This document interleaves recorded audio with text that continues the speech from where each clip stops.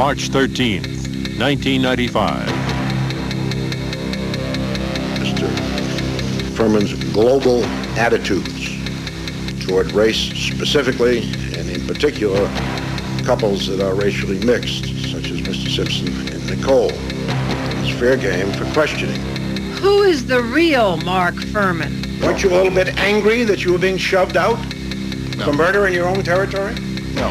Is he a dedicated detective or an angry racist cop? You had no conversation with Kathleen Bell about matters offensive to people who are racially sensitive. Is that correct? That's correct. Tonight, the state versus O.J. Simpson, the detective under cross-examination.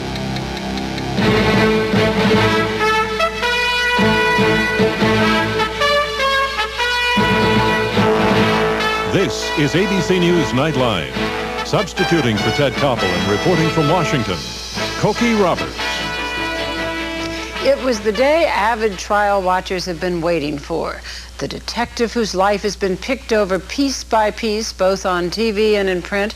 The man who says he found the famous bloody glove. Mark Fuhrman on the stand with the defense ready to start questioning. After weeks of often tedious testimony, this promised to be the Perry Mason moment, complete with a performance by the man whose name commands top billing among O.J. Simpson's star lawyers, the legendary F. Lee Bailey. Would Bailey push Fuhrman into losing his cool? Could the lawyer portray the detective as a bigot, ready to plant evidence in order to implicate a black hero? Or would Fuhrman convince the jury and the viewers that he came upon that damning blood-covered glove just as he said he did? The prosecution made sure we all heard about that discovery one more time before turning over Mark Fuhrman to the defense. Here's Nightline correspondent Judy Muller. As prosecutor Marcia Clark wrapped up her direct examination of Mark Fuhrman, she carefully led him through his discovery of the bloody glove at the Simpson estate. He related that discovery in a matter-of-fact tone. It appeared to be a right-handed glove. And did it, what significance did you attach to it when you saw it, if any? Well, it looked similar to the glove on the Bundy scene. Did you immediately think it was a match? What was your state of mind about that? Oh, I didn't know at that point. It was a dark-colored leather glove. Today's low-key reaction differed sharply from Fuhrman's testimony last year during the preliminary hearing. When I found the glove and actually realized that this glove was very close in description and color to the glove at the crime scene, my heart started pounding, and I realized what I had probably found. But that testimony came before the world learned that the defense hopes to convince the jury that Fuhrman is a racist who planted that glove at the Rockingham estate. The prosecution is now clearly trying to downplay Fuhrman's role, painting him not as an eager hero, but as a subordinate who willingly took directions from the more experienced detectives at the scene, going to the Rockingham estate only because he was told to. But the defense made it clear today that they plan to put Mark Fuhrman on trial. With the jury out of the courtroom, Bailey asked the judge to give him wider latitude in asking Fuhrman about his alleged hostility towards interracial couples. That alleged hostility, contends the defense, is Fuhrman's motive for trying to frame Simpson with the bloody glove. He is very definitively a suspect for having carried that glove from Bundy, where he found it, to Rockingham, where he deposited, and that's what we intend to show by circumstantial evidence far stronger than the people will ever offer against O.J. Simpson on the murders. But prosecutor Clark argued that the defense wanted to go on a fishing expedition to bolster an unprovable theory. Show us how you're going to prove that this detective planted this evidence. They have not once been able to do so. They have refused to do so. And the reason they've refused to do so is they cannot. There will never be any such evidence because it's an impossibility. The judge refused to widen the area of questioning on racism, but that still left the defense with a controversial incident involving a woman named Kathleen Bell. Bell is expected to testify that Fuhrman made racially insensitive remarks when she met him at a Marine Corps recruiting station in 1986. Last week, under direct, Fuhrman denied knowing the woman, something he repeated under cross-examination today, even when Bailey hinted that a Marine sergeant named Joe Foss might corroborate Bell's account. And do you have no recollection of Joe Foss? being in your company and hers in the recruiting station in 1986 or thereabouts? I do not. Or at any time in your life? I do not. So that if he were to say that he did in fact introduce the two of you, you say that can't be true. True? If he said that, I do not recall ever meeting this woman in the recruiting station or anywhere else. Bailey also implied that another person, a woman named Andrea Terry, would also back up Bell's portrait of Furman as a racist. But nothing could shake the detective's denial or his relaxed demeanor. Ever had any contact with any relative or possible relative of Kathleen Bell in your capacity as a policeman? I would have no way of knowing that. The name is Bell does not ring a... But despite Furman's repeated denials that he knows Bell, Bailey finally got him to admit that that did not preclude the possibility that Furman and Bell had both been in the same place at the same time. You may have seen Miss Bell, and you're now unable to recollect that. Is that so? No, I didn't pay any attention to the female that came into the recruiting office. Please listen to the question. You may have been in the same room with Miss Bell, but you don't now recognize her. Is that the way you want to leave it? And that is the way they left it, at least until after the lunch break, when Bailey continued his attack on Furman. Cokie? Well, we'll get back to that, Judy. But first, joining us again this evening are ABC's two legal consultants, defense lawyer Leslie Abramson, who joins us from our Los Angeles bureau, and former L.A. District Attorney Robert Philibosian, who's in Washington tonight. Leslie Abramson, you are a defense lawyer, and we saw a big name from all of our childhood, even the defense lawyer come up today in this questioning. How did he do? I think he did very well, actually. It is a very difficult task to try to sell the defense theory here that this officer, who certainly doesn't look like anybody's stereotype of a racist, I mean, this is not Bull Connor, thank you, but that's the defense's, their brief in this case, to sell the notion that this officer planted that evidence, and it's a very difficult task to do. And I think he made a good beginning today, laying the groundwork for what may be a far more exciting confrontation tomorrow. Bob Philibosian, what does it mean if the jury does decide that Furman is a racist? I mean, he could be a racist and still not have planted the glove anyplace. Absolutely, and even if some jurors were to believe that Mark Furman is a racist, and there certainly isn't any indication that he is, at least so far in this case, there is no evidence that he planted that bloody glove. But I think that Mr. Bailey is trying to do something else here. I think he's trying to infect the officers involved in this case with a racism slur that he is trying to use against Detective Furman. If he can do that with Detective Furman, he may be able to get some of the members of the jury to believe that some of the other police officers may be racist, and that would tie into Mr. Cochran's theory of the rush to judgment. What happens if it turns out that in fact Mark Furman did know this Kathleen Bell that he says that he doesn't know, or that it turns out that he has met her but forgot about it, or she looks different, or whatever? Well, again, it's not going to have anything to do with the finding of the bloody glove or the possible planting of the bloody glove. But if it turns out that there is a witness or more than one witness who will corroborate this supposed meeting, that's going to hurt Mr. Furman's credibility. Leslie Abramson, I see you nodding there. Yes, if a witness's credibility is seriously challenged in one area of his testimony, the jury is perfectly within its rights and in fact will be instructed that they can therefore question his believability in other and even much more crucial areas. So if he really did meet this woman, it's very foolish of him to be denying it. Before we talk about the other areas, which we'll do in a minute, one last thing from this section, which is the psychiatric files. Bailey made a case to open those files, and the judge said no. Does that harm the defense's case? It's going to make it more difficult for the defense to try to bring forth their theory that Mark Furman is a racist. So it doesn't help them a bit. It does hurt them. Okay, when we come back, we'll see F. Lee Bailey questioning Detective Furman about that bloody glove. This is ABC News Nightline, brought to you by the all-new Ford Windstar. There are a lot of reasons why we created Ford Windstar to be the only leading minivan that combines standard dual airbags, 5-mile-an-hour bumpers, and standard anti-lock brakes. Many reasons for giving Windstar secure handling and making it longer for a smoother ride. We could acquaint you with some of these reasons, but why wake them up?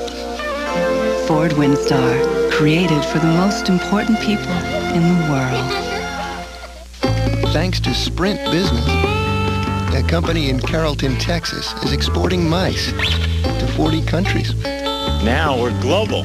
With Sprint's International 800 service, customers worldwide can order computer parts toll-free from PC Service Source, which means this small Texas company is now open for business all over the world.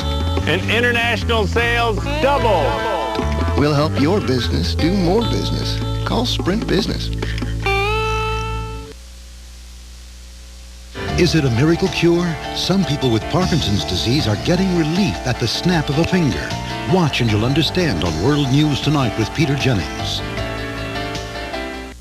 Every day, Nissan sells about 1,800 cars and trucks. Why? Because Nissan's on a roll. In fact, we've outsold Honda for 2 straight years. With great cars like the all-new Maxima, Motor Trend's Import Car of the Year, and Altima, which has exceeded all expectations. And to keep things rolling during Nissan's On a Roll sales event, you can get 1.9% APR financing on Altima. Better hurry. Well, the roll we're on won't be ending soon. The deals will. It's time to get serious about dinner. At Denny's, it's Prime Cut Prime Rib. Pickles of prime, just $5.99. Thick, juicy prime rib, steaming baked potato, just $5.99. It's hard to believe. Pickles of prime, just $5.99. This is Prime Rib. $5.99 Prime Cut means our most popular size prime rib. This can't last. Pickles of prime, just $5.99. Only at Denny's, where value hits a grand slam every day. Despite some intense grilling by F. Lee Bailey, Detective Mark Fuhrman never appeared rattled, as we hear in Part 2 of Judy Muller's report. At that time, After the lunch break, Bailey moved from Fuhrman's alleged racist attitudes to his alleged planting of evidence. Bailey zeroed in on the fact that after Fuhrman had responded to the crime scene, he was informed that more senior detectives from outside the precinct were en route to take over the case. Bailey referred to them as the big boys from robbery homicide. Aren't you a little bit angry that you were being shoved out of a murder in your own territory? No. Didn't bother you a bit? None. Weren't you a fellow that had spent a good part of his career waiting for an opportunity to make, quote, the big arrest? No. In any event, can you explain to us what you were in fact feeling when you told that you were out of the case and others would take over? I was disappointed at losing a case that looked very interesting and very complex. Okay. Now, did you decide to do something as a result of this displacement? No. What Bailey seems to be implying here is that Fuhrman was so upset about being robbed of his big case that he decided to create a central role for himself, the detective who finds the key piece of evidence and solves the case. And he implied that Fuhrman had plenty of time to stew about it. What did you do between 2:50 a.m. and 4:05 when Philip Van Adder showed up on the scene? What did you do? Waited for their arrival on the street in front of the residence. In other words, the whole homicide solution process ground to a halt. Is that right? At that moment, waiting for them, yes. So when might Fuhrman have taken a glove from the scene? The prosecutor took great pains to show that Fuhrman was always with someone. But Bailey managed to pin down a moment when Fuhrman was alone near the body of Ron Goldman, albeit looking at the body from the other side of a neighbor's fence. The victim was. How long did you spend there? 5 seconds. How long was Lieutenant Spangler there with you, if he was? He wasn't, but when he walked over there, I think he was just there for a few moments. The prosecution is bound to point out on redirect that stealing a glove from the scene at that moment would have been impossible. But with Bailey making every movement by Fuhrman seem furtive and sinister, the overall picture of a cop motivated by racism and resentment may stick with some of the jurors. At the very least, the defense has managed to shift the focus away from the defendant and onto a suspect of their own choosing. Cokie? Thank you, Judy. Joining us again, Leslie Abramson and Robert Philibosian. So does this work to shift the, as Judy just said, to shift the suspicion away from O.J. Simpson and onto a police detective? Well, I mean, it might work for today, but this case is months away from resolution. The real issue here, with respect to Detective Furman, is to carry out the general defense theme that someone else committed these homicides, and a combination of the Los Angeles Police Department's ineptitude and corruption. Los Angeles Police Department's ineptitude and corruption, as demonstrated by Detective Furman in their view, has kept the world from being able to know who the real killer was. I mean, that's the recurring theme, and that will come up again and again and again. Do you think, Bob Philibosian, that it will be possible to prove that Furman could not have gotten that glove while he was alone for a few seconds near Ron Goldman's body? Well, it would be pretty difficult, but also keep in mind that other police officers, starting with the first patrol officers on the scene, have testified there was only one glove at the scene. So there wasn't a glove at the scene of the crime for Detective Furman to pick up.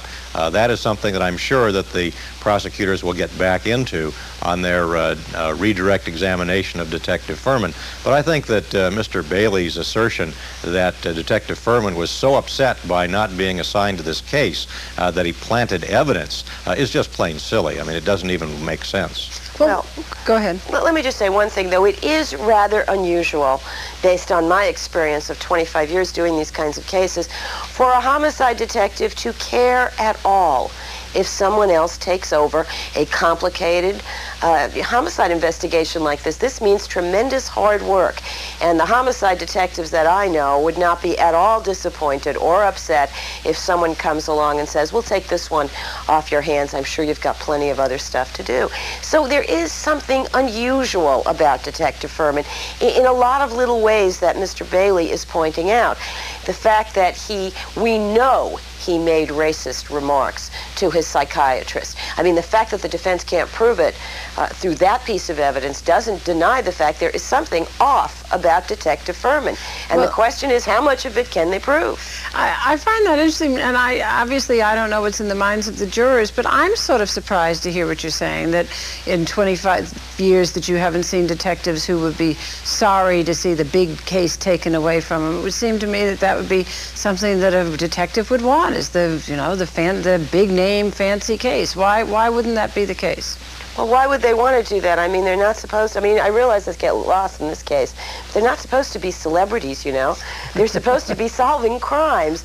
And I don't know too many homicide detectives that think in terms of, you know, the big case from the celebrity standpoint or popular knowledge standpoint. Surely they want us, the kinds of crimes they want to solve are those where they have a dedication to protecting the community, which good police officers have. They want to protect the public. That is very real. But they don't lose, that desire isn't thwarted when more senior and more experienced detectives take over serious cases. Well, what about that question of him sort of seeming to be off on his own? That was something that Bailey kept bringing up over and over again, Bob Philibosian, that he was just sort of taking off and not listening, calling in higher people, listening to orders. Does that have an effect on the jury? I don't really think so. In fact, when Mr. Bailey went so far as to suggest to Detective Furman that he wiped the bloody glove on the car, on the exterior, on the interior, I mean, it gets even more ridiculous. And these jurors are sitting there listening to all of that. I don't think that the jurors are going to buy into Mr. Bailey's theories on this. Well, there's some more theories that he brought up that we'll talk about when we come back in just a moment. They speak it in England, France, and Germany. It sounds the same in the U.S. and Mexico as it does in Hong Kong and Tokyo. It's the international language of business. And wherever it's spoken, Delta Airlines can put you right in the middle of the conversation. And then we'll bring you back to that place where you don't have to say a word to be understood. Delta Airlines. Auto Show concept cars. Cars with exciting features like supercharged engines.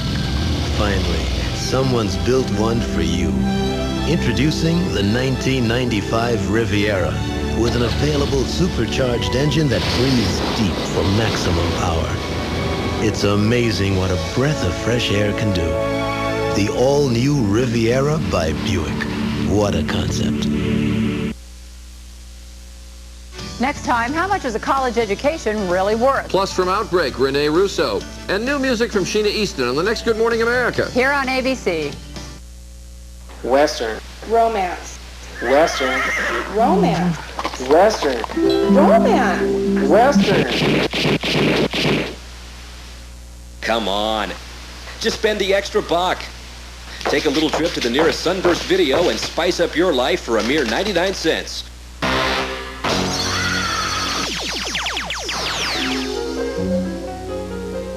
Sunburst Video, where the adventurous venture. What's cooking? Well, for some, it's a great steak or an old-fashioned pork roast. For others, it's leaner cuts or a favorite stir-fry. And for Jerry, it's his world-class burger. But there's something they all have in common: the Fred Meyer Meat Market. Grain-fed beef, locally groomed poultry, farmland pork. Great food at lower prices every day. You'll find it at Fred Meyer. Whether you're working late, stuck on the road, or just out enjoying the great outdoors, when 5:30 hits, no matter where you are, you can still tune into your favorite television news.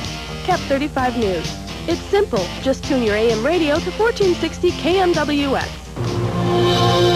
Now, live from the KAP 35 Television Newsroom, 1460 KMWX presents KAP Television's top stories.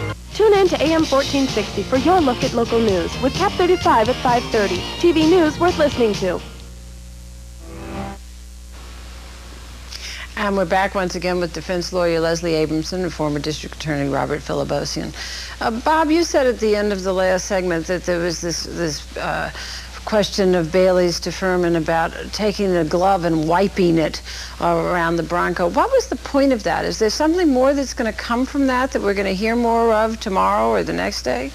I don't think so. I don't know where Mr. Bailey is going with it, but it seems to be more of what the defense does in this case. That is, they promise a lot and they don't deliver. Now, of course, the jury hasn't seen Rosa Lopez, but there was a promise of Rosa Lopez as the alibi witness, and she kind of flopped in that regard. Then there's some more promises on what's going to happen to Mark Furman, and that's not coming to fruition either. So I don't know where he's going with this bloody glove, but it's going to be up to the prosecution. And, Cokie, this is what's important to keep in mind. There is one central point with Mark Furman, and one only, and that is finding the bloody glove behind Kato Kaelin's room. And that's what the prosecution has to come back to on their redirect examination. The other thing that I noticed, Leslie Abramson, today that Bailey brought up and then just sort of dropped was when he asked Furman why he had started walking towards the Bronco when they were at the Simpson house.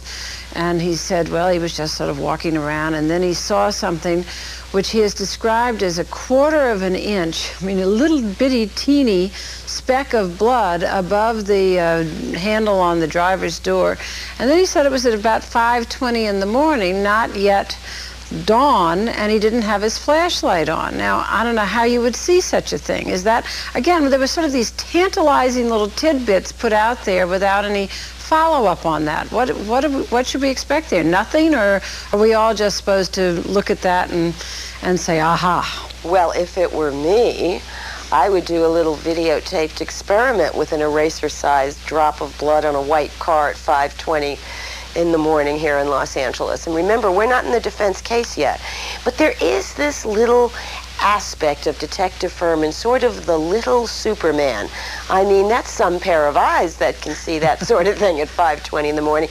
And the fact that he who is not involved in this case, he who has been relieved of his duty in this case, sets off on his own, as you pointed out before, snooping about, fishing about, and lo and behold, he winds up being the person who discovers the glove. Now, it may all be, coincidence, but it's obviously something that the defense is capitalizing on.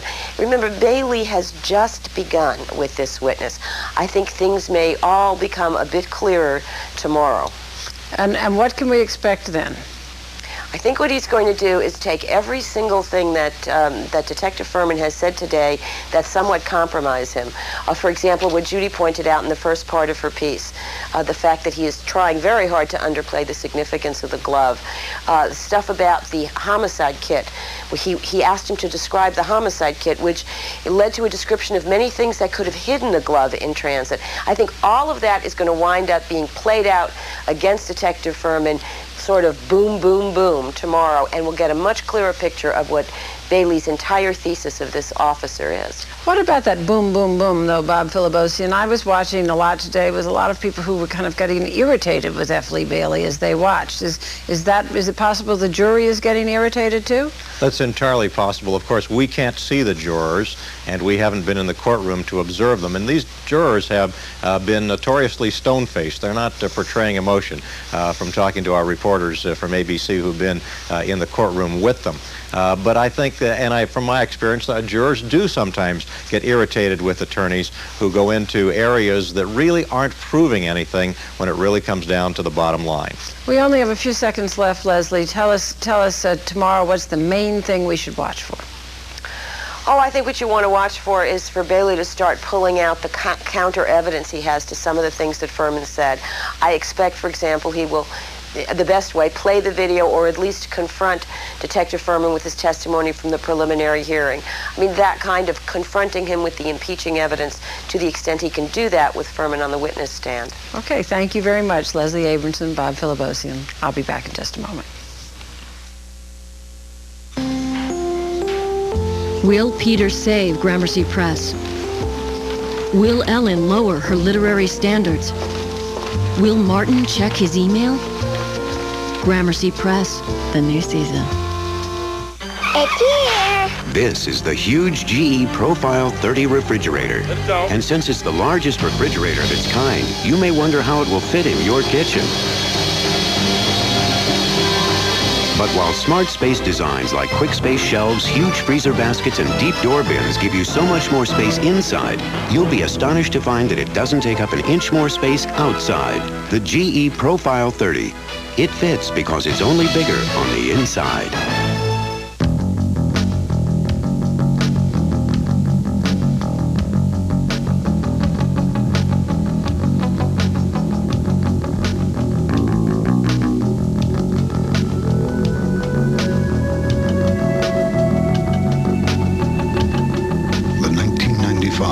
Lexus Coupe. After all, you only go around once.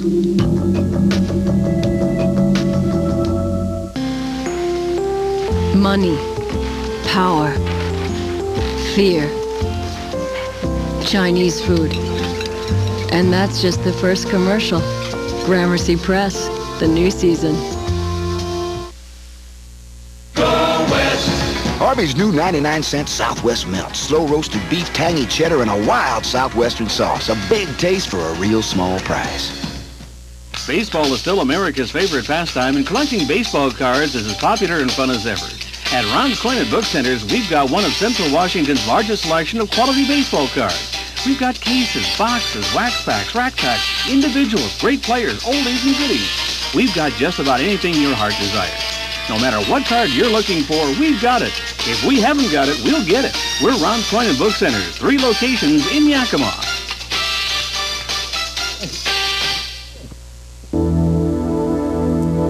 The Army National Guard has been serving Americans ever since there has been an America, and we will always be here, giving our best to our country. We're America's citizen soldiers, proud to be part of the communities we serve. The Army National Guard, Americans at their best.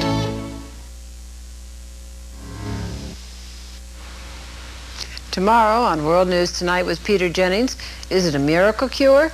People with Parkinson's disease are getting relief in an instant. That story tomorrow on this ABC station. That's our report for tonight. I'm Cokie Roberts in Washington. For all of us here at ABC News, good night. For information about Nightline on America Online, call 1-800-772-4222. For video cassette inquiries, call 1-800-ABC-7500. The price is $14.98 plus $3.95 for shipping and handling. Nightline is a presentation of ABC News. More Americans get their news from ABC News than from any other source.